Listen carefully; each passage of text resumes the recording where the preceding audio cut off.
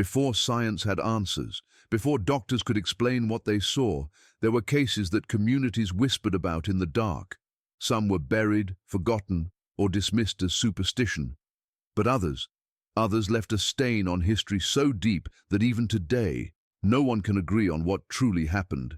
And in 1883, deep in the isolated mountains of West Virginia, one boy became the center of a mystery so strange, so terrifying, that every record about him feels like a warning. The boy's sudden appearance at the tree line began like a whisper in the cold stillness of dawn, the kind of moment that should have passed unnoticed if not for the quiet weight it carried. The forest around the town of Bramble Hollow was usually silent at that hour, except for the occasional groan of old pines shifting under frost. But on that particular morning in 1883, something felt wrong, as though the trees themselves were holding their breath. The first to see him was Elias Turner, an experienced logger who had lived his whole life between the mountains and the timber camps. Elias was known for his calm nature, a man not easily shaken by shadows or strange noises in the woods, yet the sight that met him froze him in his tracks. There, standing barefoot in the snow, was a boy no older than 12, shivering but not from the cold, as if something deeper gnawed at him from within. His clothes were torn in places, not from sharp branches but from something that seemed to have dragged at him with intent. His hair was matted, his hands bruised, and his eyes stared forward as though fixed on something only he could see. The boy did not speak when Elias approached him. He didn't run, didn't flinch, didn't even turn his head. He simply stood there, breathing slowly, too slowly for someone exposed to the winter air. Elias called out to him again, and finally the boy's lips parted. But what came out was not a name or a plea for help. It was a single word, soft, rasped, and completely unfamiliar. Elias couldn't place the language, the tone, or even the intention behind it. What unsettled him even more was how the sound seemed to echo briefly, as if the forest repeated it under its breath. When Elias finally stepped closer and touched the boy's arm, he recoiled almost instantly. The boy's skin was cold, not cold like a child exposed to freezing air, but cold like stone left in the shadows for years, a deep, lifeless cold that should not have belonged to anything still drawing breath. Elias removed his coat and wrapped it around the child anyway, driven by instinct more than reason, and lifted him off the snow. The boy weighed far less than expected, as though he were hollow or weakened by something beyond malnutrition. His eyes flickered briefly, not in fear, but in recognition, as if he had been waiting for someone to find him. Bringing him into town stirred far more unease than Elias anticipated. People stopped in the streets, whispering to one another as the pair passed. Some of the older townsfolk crossed themselves the moment they saw the boy's pale, expressionless face. Others backed away as though sensing something they couldn't put into words. The boy's presence seemed to hush entire rooms, and the air around him felt unnaturally still, the type of stillness that precedes a storm. It was subtle at first, but enough to make every person who looked at him feel a small prick of instinctual fear. When Elias brought the boy inside the general store where they could sit him near the stove, something strange happened.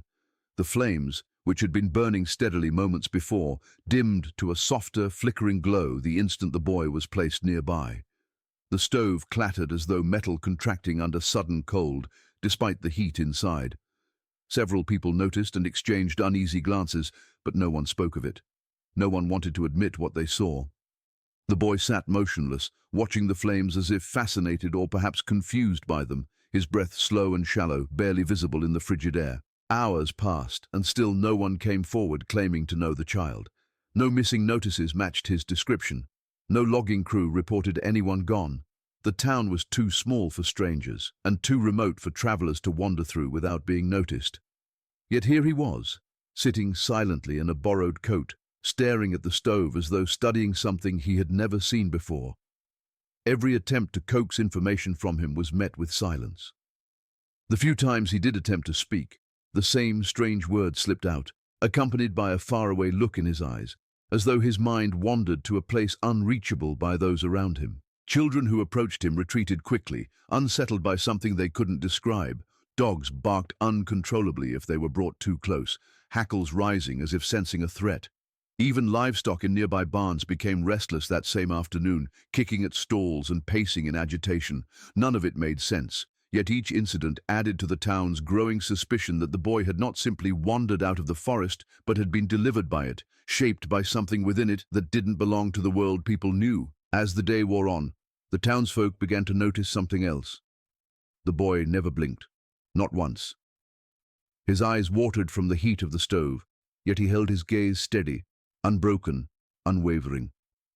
The few who stood close enough to observe him quietly exchanged looks, stepping back in discomfort. A boy wandering lost in the woods was one thing. A boy who did not react to warmth, to noise, to human voices, was another entirely. Elias himself began to question what he had brought into town, though he kept these thoughts to himself.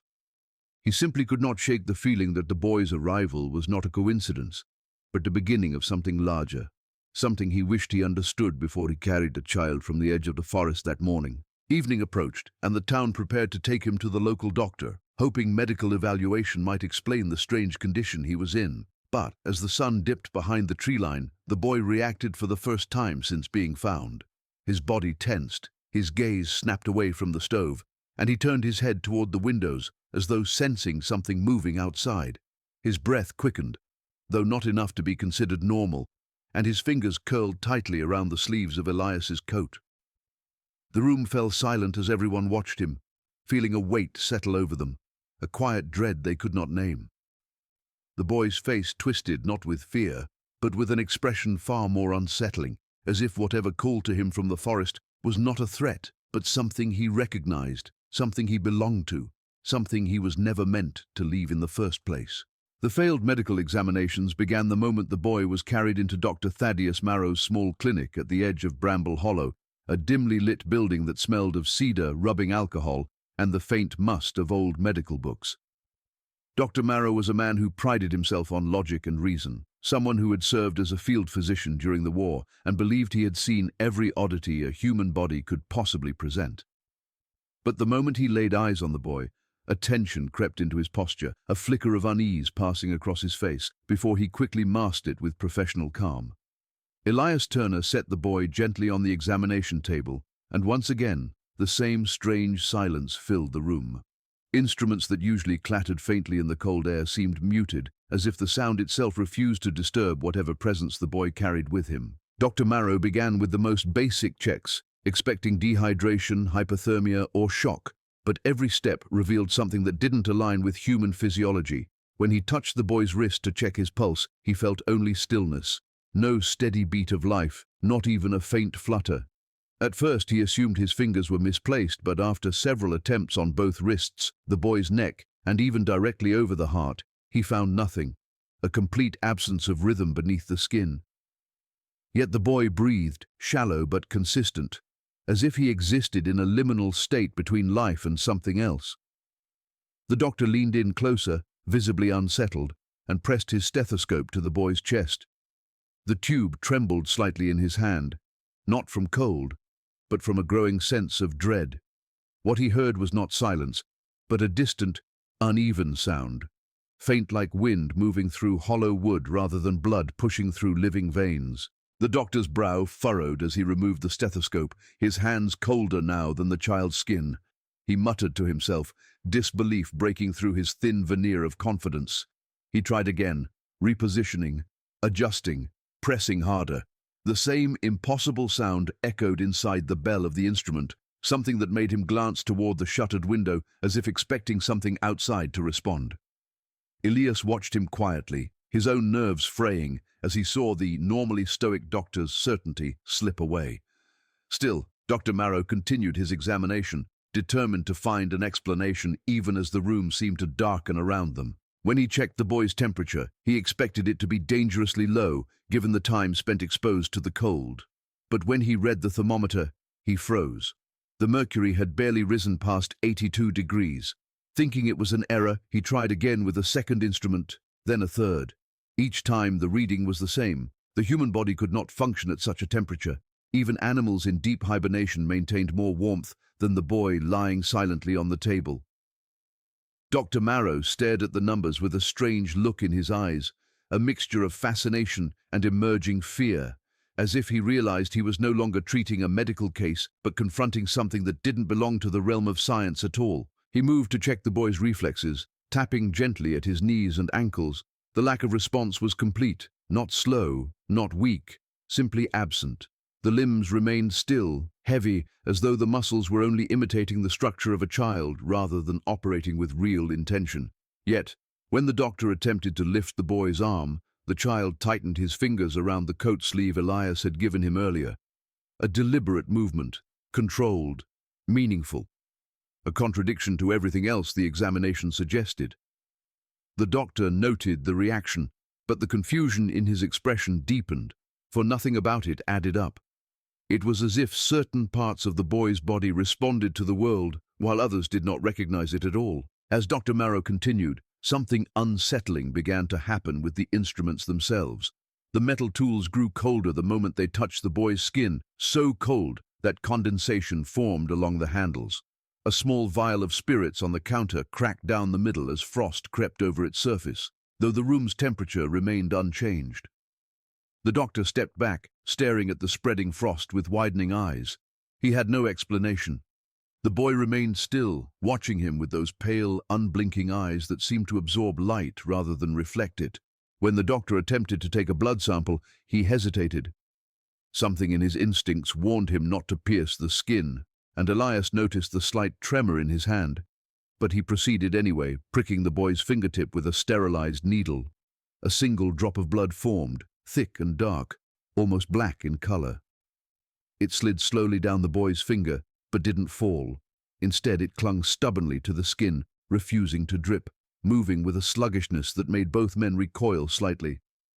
The doctor wiped it away quickly, unsure whether the feeling creeping up his spine came from the substance or the boy's eyes fixed on him as he did it. Dr. Marrow stepped back then, wiping his hands more vigorously than necessary, as though trying to rid himself of an unseen residue. He stared at the boy, his breathing shallow, his thoughts clearly racing. The room felt heavier with each passing minute, as if the air itself had thickened around them, pressing against their lungs. Elias shifted uneasily, sensing the doctor's fear even before he spoke. The doctor attempted to compose himself, adjusting his spectacles, straightening his posture, but the tremor in his voice betrayed him. He muttered that they would need more tests, though he didn't specify what kind, and he avoided looking at the boy whenever possible. More attempts were made to coax communication from the child, but each time the boy responded only with that same strange word, whispered with a tone reminiscent of wind threading through hollow spaces. Dr. Marrow wrote it down reluctantly, the letters unfamiliar, the sound unsettling enough that he avoided saying it out loud. As evening drew closer, the boy's breathing slowed even further, and he turned his head toward the darkened window once again, his body tensing as though hearing a distant call. The lamp beside the examination table flickered, its flame dimming almost to darkness, and for the first time since they entered the clinic, Dr. Marrow stepped back not as a doctor assessing a patient, but as a man realizing he may be standing in the presence of something that defied every principle he had built his life upon. The strange incidents in town began subtly at first, small disruptions that people brushed off as coincidence, yet each one seemed to unfold only after the boy's arrival. The morning after he was examined by Dr. Marrow, Bramble Hollow awoke to a silence that felt unnaturally heavy, a hush that settled over the streets like a veil. The usual sounds of roosters crowing, dogs barking, and early risers chopping wood were absent, replaced by a stillness that made the town feel suspended in time. Some residents stepped out of their homes and glanced toward the forest instinctively, as if expecting something to emerge from the shadows between the trees. The air felt colder than it should have been, not the crisp bite of winter, but a deeper cold that clung to skin and seeped into bone, a cold with intention. Animals were the first to behave strangely. Horses refused to leave their stables, pulling back violently when owners tried to lead them out. Dogs barked relentlessly at empty corners, their bodies rigid and their teeth bared, as if sensing a presence invisible to human eyes. Cats vanished entirely, hiding under porches or within haylofts, refusing to come out even for food. Farmers found their chickens huddled silently in corners of their coops, wings tightly pressed to their bodies, staring toward the woods with wide, frightened eyes. Every living creature acted as though something was watching them, something that didn't belong, something that lurked just beyond sight. By midday, people began reporting odd occurrences within their homes. Lamps flickered without wind, flames shrinking whenever the boy was near and stretching unnaturally tall when he left a room. Several residents noticed that their clocks had stopped at the same moment during the night, the hands frozen as if time itself had hesitated. Even the sound of footsteps seemed off, echoing too long or not at all, depending on where one stood. Children complained of hearing tapping on their windows after dark, slow and deliberate, like fingers drumming against the glass. When adults checked, there was nothing there. Yet the tapping continued on successive nights, always 3 slow knocks, followed by silence. Stories spread quickly through the town, whispered in frantic undertones whenever the boy was out of earshot. People spoke of cold spots appearing in their homes, patches of air so frigid they caused frost to bloom across wooden floorboards. Others claimed they heard voices coming from the forest at dusk, low and rhythmic, carrying a strange tone that made their skin crawl. Some thought it was wind moving through the branches, but the sound lacked the randomness of nature. It rose and fell like chanting, repeating patterns that felt intentional and sinister. The few who ventured close enough described feeling watched, as if countless unseen eyes followed their every step. Shadows began behaving strangely as well. In the evenings, lanterns cast silhouettes that didn't quite match the figures standing near them. Some shadows stretched too far, bending at unnatural angles, while others lagged behind or leaned toward the direction of the forest. A few residents swore they saw additional silhouettes beside their own, shapes that vanished the moment they turned to look. No one wanted to admit it aloud, but whispers soon circulated that something had followed the boy from the woods and now lingered throughout Bramble Hollow, drifting unseen between homes and watching everyone. People also began waking in the middle of the night with a sense of dread, as though something stood just beyond their bedroom doors. They described a subtle pressure in the air, a feeling that their homes were no longer theirs, that some unseen presence had slipped inside with the boy's arrival. Those brave enough to investigate found nothing, yet the sensation lingered, growing stronger with each passing night. Some families reported hearing footsteps in their attics or basements, slow and deliberate, even though these spaces were usually unoccupied. Doors that had been locked were found ajar by morning, and objects moved from their usual places. Chairs angled toward windows, shoes placed neatly at thresholds, blankets folded at the foot of beds despite no one touching them. The boy himself seemed unaffected by everything happening around him. He moved through town silently, his steps soft and deliberate, always glancing toward the tree line as if waiting for something to emerge. Wherever he went, people fell silent, conversations halting abruptly until he passed. Even the air felt heavier in his presence, colder, as though the atmosphere thickened around him. Adults tried to avoid crossing his path, but children found themselves strangely drawn to him, staring from a distance with a mix of curiosity and fear. Some claimed the boy whispered to the shadows or watched invisible things move across the walls, his expression unreadable. As the incidents increased, a sense of unease began to spread like a fever through the town. The church bell rang on its own one night, swinging violently despite the calm air. The blacksmith's forge extinguished itself multiple times, the flames shrinking into nothingness the moment the boy's silhouette passed by the building. Even the well water turned unusually cold, a biting chill that made people hesitate before drinking. None of these events could be ignored anymore, not when they happened so frequently and aligned so closely with the boy's presence. Whispers grew darker. Some believed the boy was cursed, others claimed he wasn't human at all, and a few muttered that something ancient from the forest had taken interest in him. Dr. Marrow attempted to calm the rising panic, insisting that fear would only make matters worse, but even he couldn't hide the tension in his voice when the lanterns flickered each time the boy entered a room. Elias Turner, who had first found the boy, felt a growing guilt gnawing at him, a sense that he had carried something dangerous into the heart of Bramble Hollow. As the days passed, the strange happenings intensified. The forest seemed to draw nearer, its shadows stretching longer across the town, creeping toward the houses as if reaching for the boy. People began barricading their windows, lighting extra lamps at night, and gathering in groups for safety. Yet no amount of preparation eased the feeling that something unseen moved among them, something patient, something watching, something waiting. The forest that wanted him back made itself known slowly at first, as though testing the boundaries of the town's fear, creeping forward with the patience of something ancient and deliberate. The people of Bramble Hollow had always lived in uneasy harmony with the dense woods that surrounded their community, treating the towering pines with the same respect one might show a sleeping animal.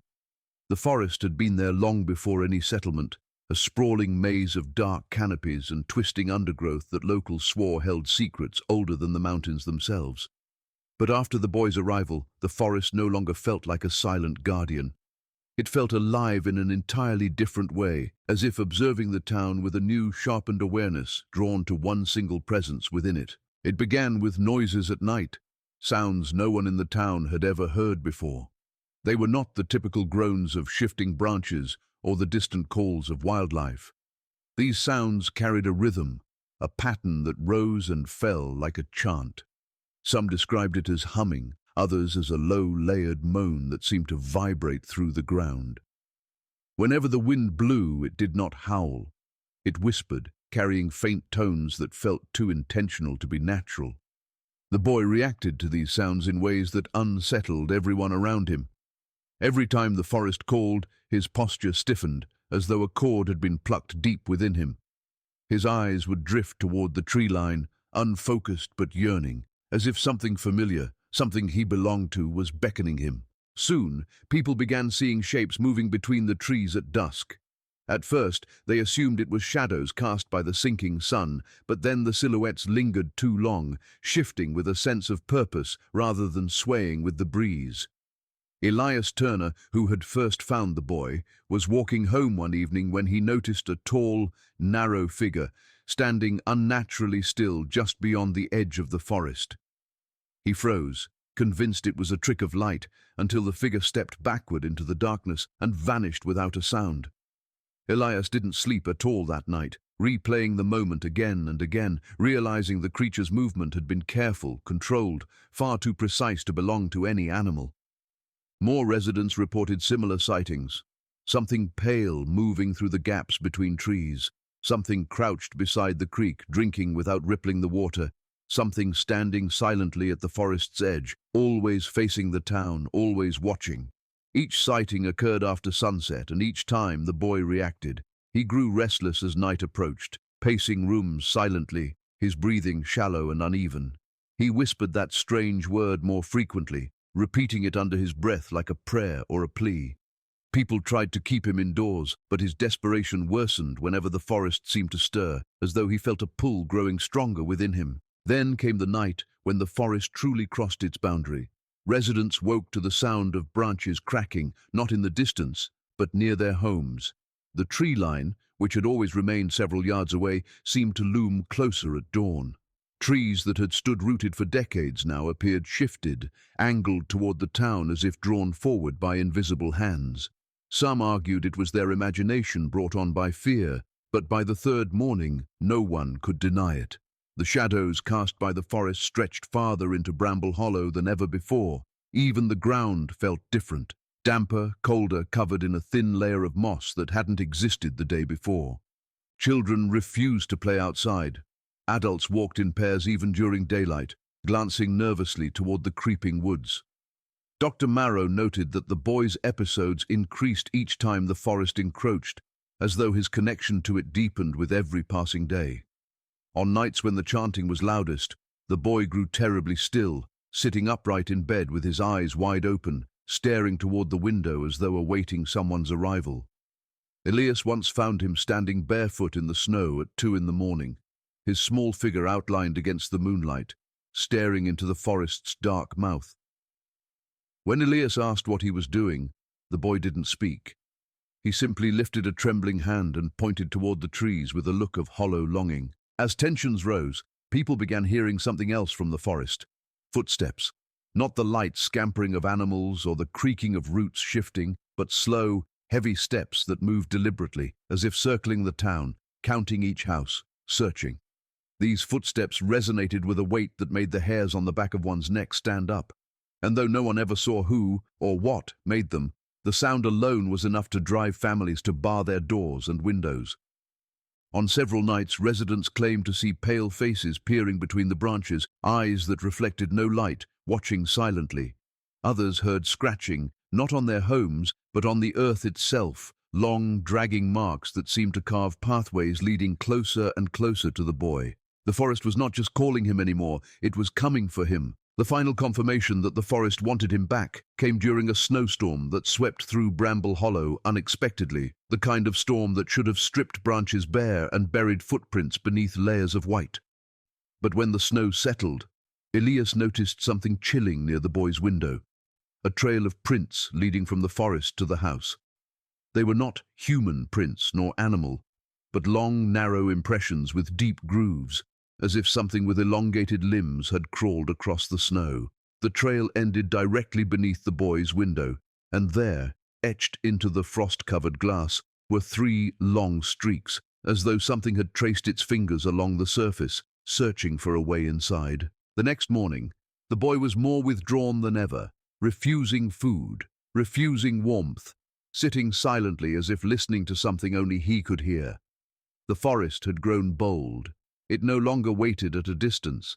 Its presence curled beneath the houses, seeped through the walls, and breathed against the windows. And every night, the boy's eyes drifted toward the tree line with the quiet, tragic certainty of someone who knew that whatever lived within those woods was coming ever closer, determined to take back what it believed was its own. The night the boy finally spoke in a full sentence was the same night the town realized the forest was no longer lurking at the edges, but had already slipped into their lives, threading its unseen influence through every home, every heartbeat, every quiet moment when the lamps dimmed for no reason at all.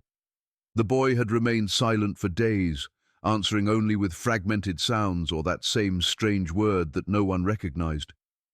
But as Bramble Hollow's fear thickened into something heavy enough to taste in the air, his voice returned, not steady, not childlike, but distant as though carried from a far-off place that no human tongue should have been able to reach. It began with whispers drifting through the clinic where he slept. Dr. Marrow had insisted on keeping him under supervision, though even the doctor no longer pretended he understood what he was dealing with.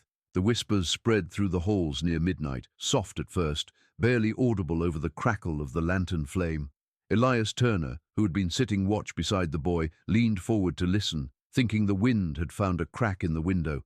But the sound was too steady, too rhythmic, like many voices blending into one long, continuous murmur. The boy lay there still as stone, his eyes open, staring at the ceiling as though studying something moving above him. Then his lips parted, and he began to speak. It wasn't English. It wasn't any language Elias had ever heard. The words rolled from the boy's mouth with a strange cadence, each sound connecting seamlessly to the next. Elias felt his skin prickling the longer he listened, as though the words themselves carried a weight that pressed against his chest. Dr. Marrow rushed into the room moments later, holding a lantern that flickered the closer he stepped, the flame shrinking and bending toward the boy as if drawn by some invisible pull. Both men watched, helpless and frozen, as the boy continued speaking in that unnatural tongue, his voice layered with faint echoes that did not belong to the room. When the boy finally stopped, he turned his head with slow, deliberate movement and looked directly at Elias. His eyes were not the dull, distant gaze he had worn for days. They glowed faintly, reflecting the lantern light in a way Elias could not explain. And then, in a trembling whisper that carried more fear than anything he had expressed before, the boy uttered words in English. They came out strained, as though he had to force each syllable through some barrier inside him. He said they were coming for him, that he was not meant to leave the forest, that he had been taken, not rescued, and that the forest wanted its mistake returned. Elias felt the air grow colder around him, colder than the snow outside, colder than the boy's skin when he first found him. Dr. Marrow tried to question the boy, asking who they were, asking what the forest had done, but the boy shook his head violently and whispered that he didn't know their names, only their voices, their presence, their hunger. He explained in fragmented sentences how he remembered walking into the forest with his father months earlier. how they followed a path hunters rarely used, how the deeper they went, the quieter everything became until even their footsteps made no sound. He remembered shapes moving behind the trees, following them, circling them, watching with patience that didn't belong to any living thing. He remembered his father calling out into the woods, but the forest swallowed his voice before it could echo. He remembered being pulled away, gently, almost tenderly, by something that felt like air curling around his arms. He remembered a cold that seeped into his bones and a darkness so thick it felt alive. But he remembered nothing after that, only waking up days later at the edge of the forest with no sense of time, hunger, or warmth, as though he had been remade rather than rescued. As the boy spoke, the clinic began to tremble softly. The lantern flame bent violently to the side, stretching itself thin as though leaning toward the window. Frost spider-webbed across the glass, creeping inward in delicate branching patterns that spread faster than any natural freeze. Outside, the wind rose without warning, howling through the streets with a pitch that mimicked the eerie chorus the townspeople had been hearing from the woods. Dr. Marrow moved toward the window but stopped halfway when something struck it from the outside. 3 slow, deliberate taps that made the glass shudder. Elias stepped in front of the boy instinctively, though he had no idea what he was protecting him from. The boy clutched the blanket around him and whispered that they had found him, that the forest never lost what it claimed, that it was not the town they wanted. It was him. Everything else was simply the forest searching, stretching its influence outward like grasping roots, trying to reclaim what had slipped away. The taps on the window grew louder, more insistent, until cracks formed across the frosted surface. The lantern flame extinguished itself, plunging the room into cold, suffocating darkness. Elias felt the floor tremble under his boots, felt the air shift as though something massive pressed its presence against the clinic walls. The boy's breath quickened, his eyes wide with terror, and he whispered that they were close, so close he could feel them moving beneath the floorboards, along the walls, inside the shadows themselves. Then the whispering began again. Not from the boy this time, but from outside, from everywhere, encircling the clinic like a restless storm. Countless voices blending into a single, dreadful hum.